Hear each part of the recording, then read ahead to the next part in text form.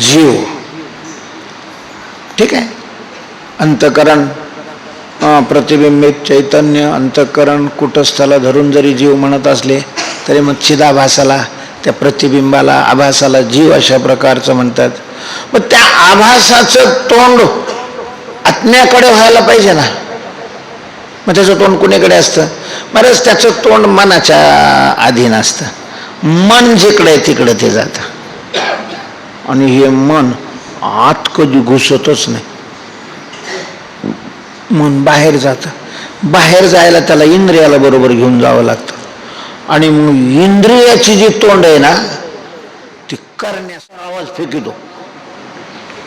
3.5 टिपडे काकड्याला राहते. अख्खी दिंडी बरोबर माणसं 50 नाही राहत. त्याच्यात 25 रथ लोटायलाच राहते. पण सगळ्याजवळ संकल्प होतोय तोही चांगला आहे.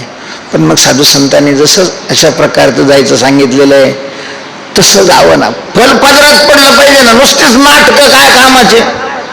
काही मिळालं पाहिजे ना आपल्याला त्याच्यातून, जे करतोय आपण त्याच्यातून. संतांची आज्ञा आहे, गात जागा, गात जागा.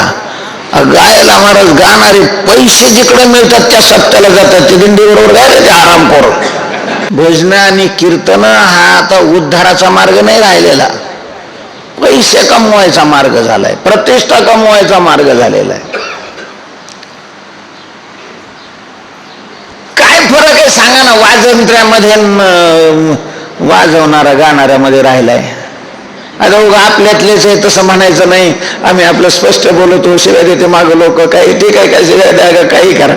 फरक काय राहिलेला आहे? पूर्वी असं होतं, पूर्वी वाजंत्री फिजंत्री नव्हते बहुतेक तुकोबाऱ्यांच्या काळामध्ये. पण मेल्यावर ते रडणाऱ्या टोळ्या होत्या.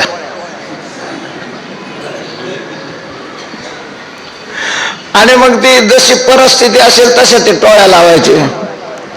काही 40 गावची टोळी आणायची.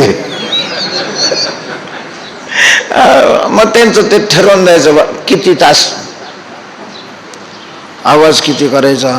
मग जर खूप पैसा त्यांनी दिला तर मग ती असे ते आले छाती बडवायला करायचे असे. पण हात छातीला नाही लागू द्यायचा.